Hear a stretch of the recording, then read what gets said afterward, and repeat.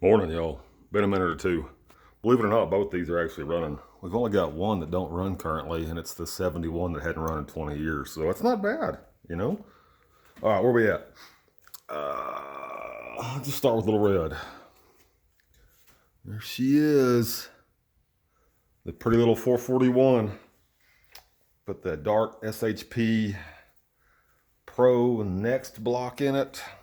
This is the skirted one with the splayed mains on it. 4 1/8" bore, 4 1/8" strokes. It works out to a 441. We reused the 823s after we had the driver's side head repaired. After it got torched, we did figure out why that happened. I'll get to it in a minute. Sometimes you really should follow the directions. Same cams in it. It's a beast. Just on 11 pounds. It lots up those 29 1450s, but to be honest, those are done. I've got new ones that are out because on the driver's side one, the plies are actually showing. Anyway, got a new issue with it because she just likes to fight me, which I guess is okay because it gives me something to do. It will start breaking up. It'll run just fine, and then it'll get warm, and it'll start breaking up, and you're not getting over 2,700 RPM. That's not even under boost. Change the plugs, change the plug wires. We changed the coil packs, and it just won't quit doing it. And it's intermittent, so it's making me crazy. So I'm looking at the manual for the MS3 Pro and trying to figure out these data logs. It'll be fun, right? So anyhow, she sounds good though. I mean, at idle until she starts spitting and coughing and farting.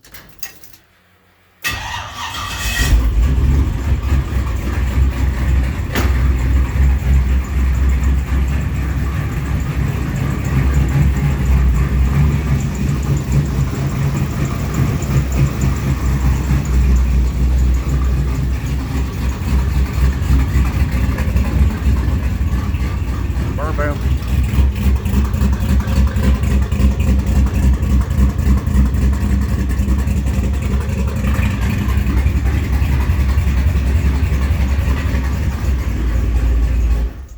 Okay, so now when I went from the 24 tooth, which honestly I kind of prefer, it's just easier, which has a setting in the MS for LS1, boom, done, right?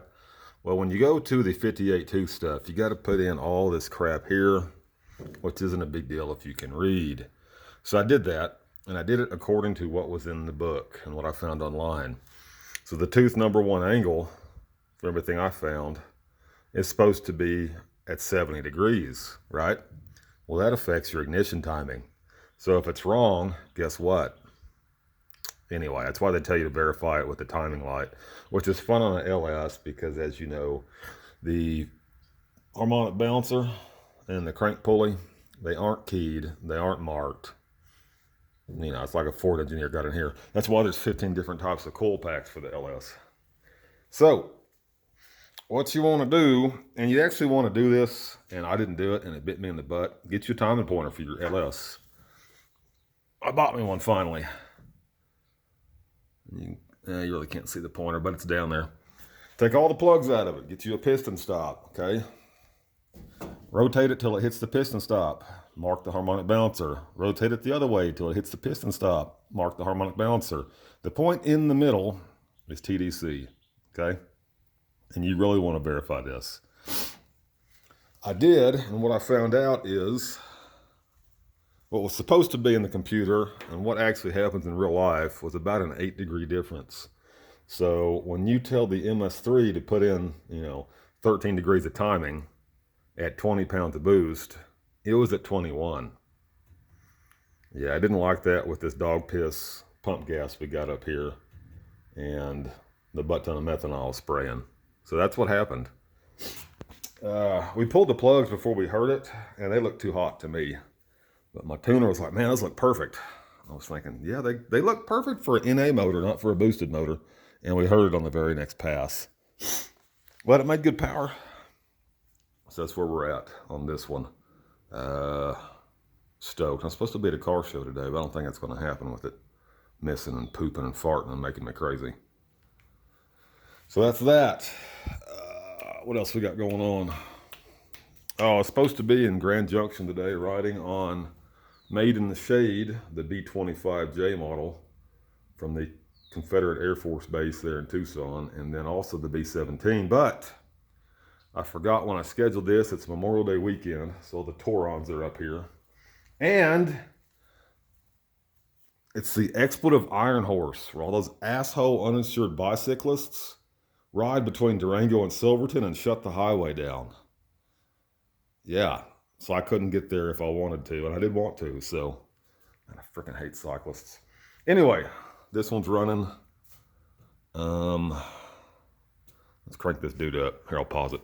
And you can hear the world's loudest fuel pump. I've always wanted to try one of the Holly pumps, and I'd heard they were loud, but good Lord. Low car shifter. Look at that. Looks factory. Did that with a drill and a death wheel. It took me an hour to figure out how to work the shifter. I even took it part of the way apart, and my wife figured it out the first try. My nephew couldn't figure it out. This is a button. See? Yeah. Anyway. Ready for the pump? Isn't that awful?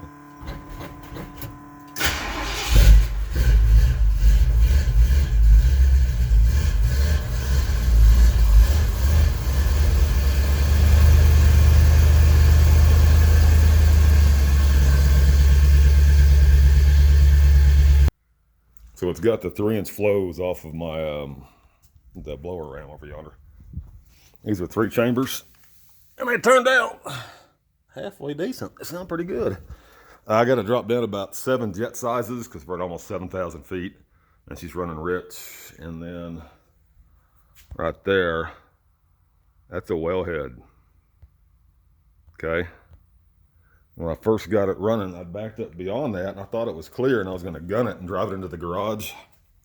And I gunned it and tried to drive it in the garage and slammed into that wellhead. And smashed my face on the steering wheel. And put a nice big dent in the diff cover you probably can't see, and that's up against the ring gear because I got mad ninja skills. Anywho, man, that's where we're at currently. Hope you guys are having a good weekend and aren't having to dodge idiot cyclists. Talk to you later.